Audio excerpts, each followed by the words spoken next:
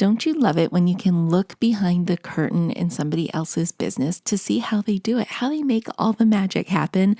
I know I do. And so I thought today I would share with you the top things I do to make working from home work for me. Are you ready to dive in and listen? I know I'm ready to share all my secrets.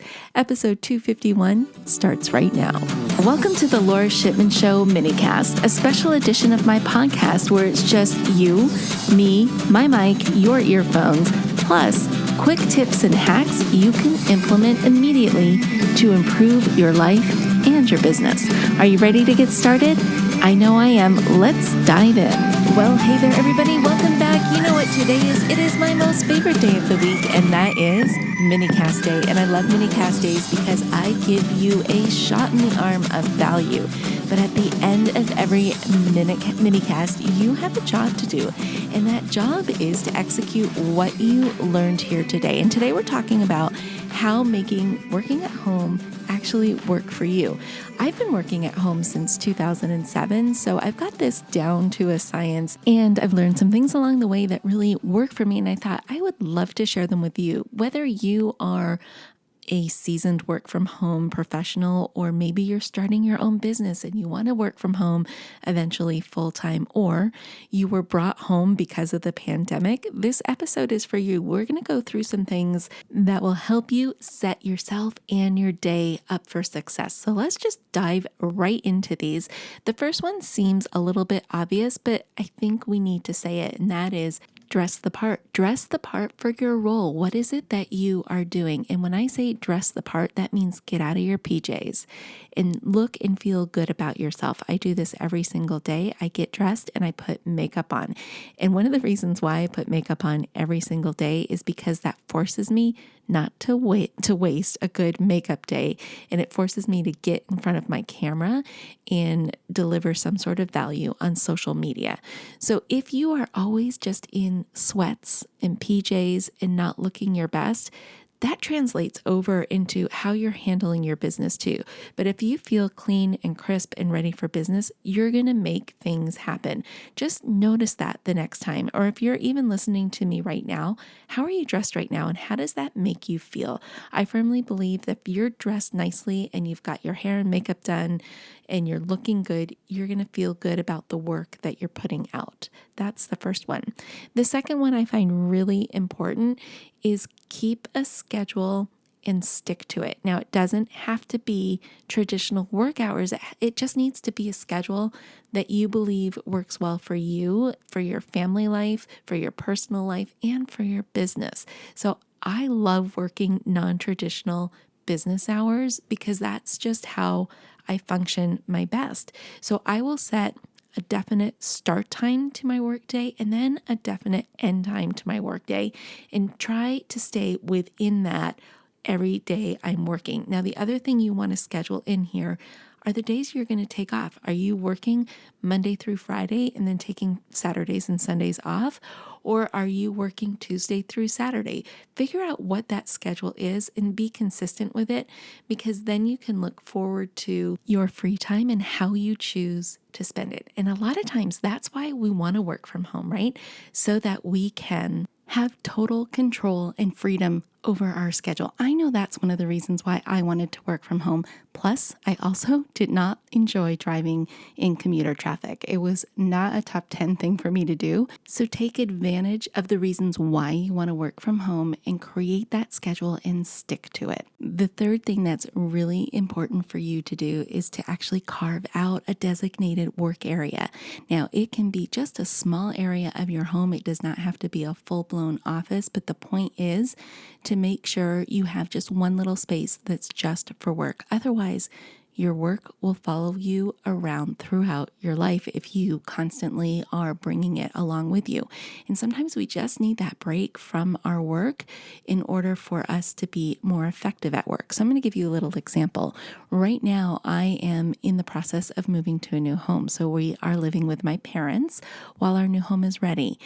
and I needed to designate a little workspace for myself somewhere other than where I'm sleeping, somewhere other than where we eat, just somewhere a little bit private that I can escape and concentrate. And so my parents have an upstairs loft. There is a nice comfy couch there, and I don't mind working on a couch with my laptop on my lap and getting all the ish done. That is my little escape for work. But once I'm done with work, I leave that loft and I don't see it anymore. I give my brain some time to think and recharge so I'm fresh when I go back to work again. Now, the next one we kind of already talked about, but I want to mention it again, and that is come up with that concrete schedule of what your work hours are and what days of the week you are going to take off. Set your own schedule, what works for you. One of the things that you want to calculate into this is figuring out when your peak performance times are.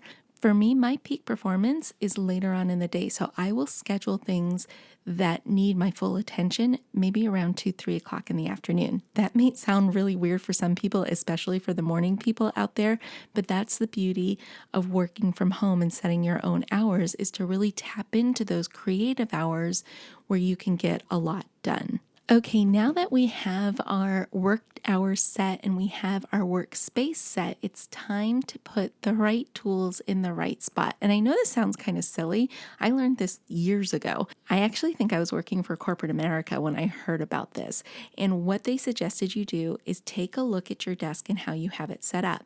I happen to be left-handed, and the person at the front of the room used a left-handed person as an example. And they said, if you're left-handed, that is your dominant hand, and that's where you go and reach for things to use. So for example, if you have your pencil and pen cup on the right-hand side of your laptop, you're constantly reaching over your laptop to get it.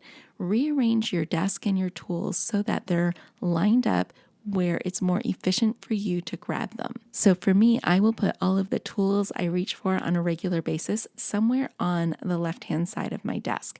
And then I will arrange my ring light so that it sits exactly where I need it to sit. So all I need to do is turn it on quickly and start recording something for my audience. So think in terms of that. How do you need to set up your tools, making sure that they're in the right spot for maximum efficiency? Okay, so this next one is kind of obvious, but sometimes it gets away from us, and that is keeping a neat and organized desk. That means no clutter, no extra papers, things aren't laying around on your desk that shouldn't be there. And the reason why this is so important is because clutter makes us feel stressed and it disrupts our focus. Because think about it, if you have all these things surrounding you, they're like little nudges of things that you have to do.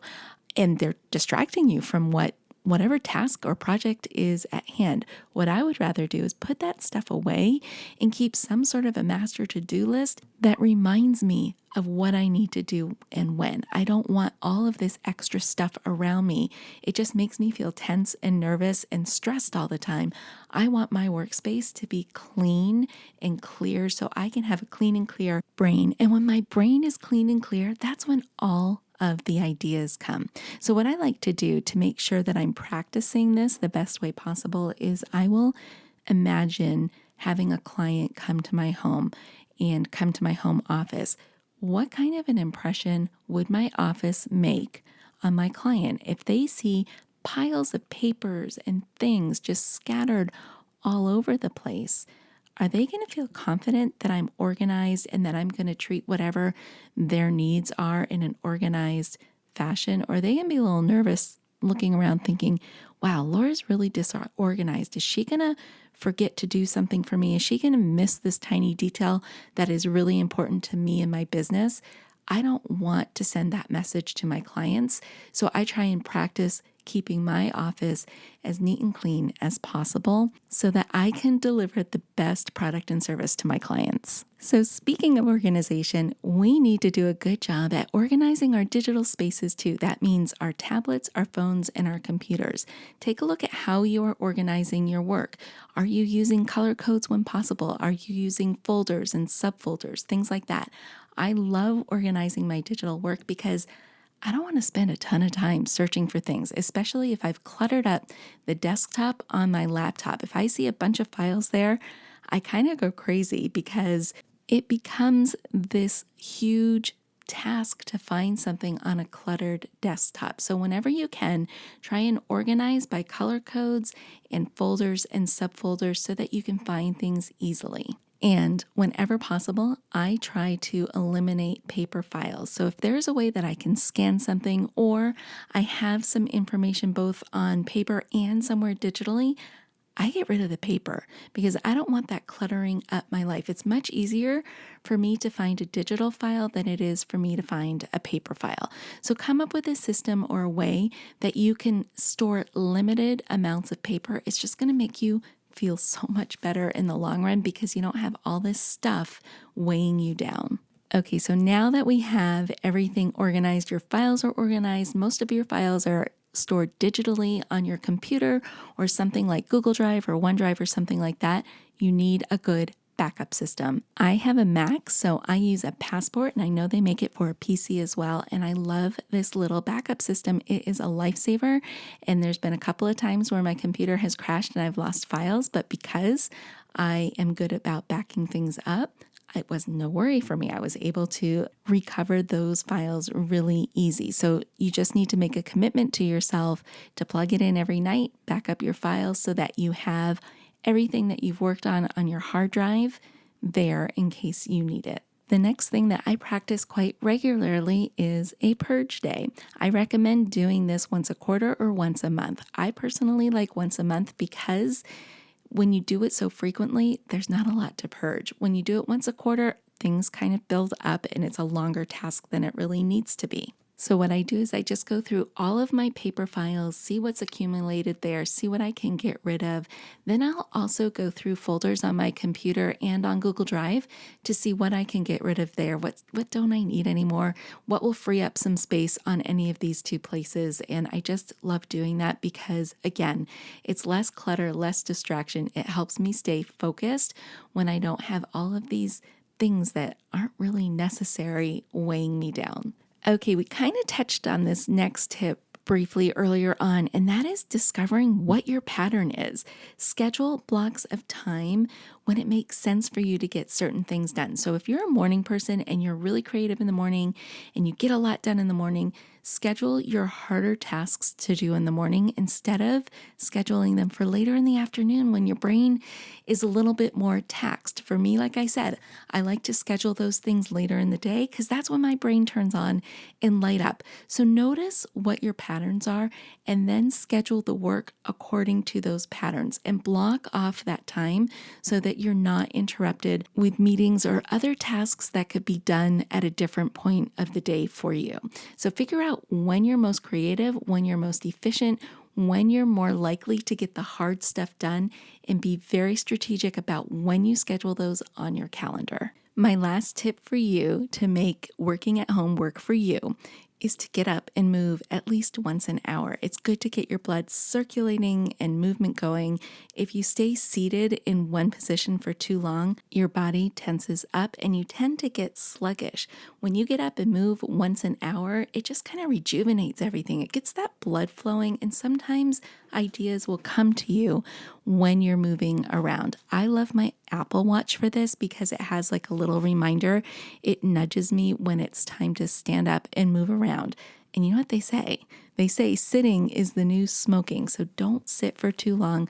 Make a commitment to your body to get up and move at least once an hour. Okay, my friends, those are my tips for how I make working at home work for me. I hope you enjoyed them. I would love to know which tips you're going to take and implement into your work at home life. All right, my friends, until next time, you know what to do. Stay safe, stay healthy, but most of all, stay social. Hey, before you go, I have a question for you. Are you loving the show? Let me know about it. Take a screenshot of the episode you are listening to and drop it in your social media posts or stories, or better yet, give this show a review on iTunes or your favorite podcast app, letting me know that you listened in. If you have a topic or a show idea, please don't be shy. I want to hear from you. Send me an email or a DM. I would love to hear your suggestions. All the links are in the show notes. Anyways, I just wanted to say thank you as always for tuning into the show today and every day you listen in.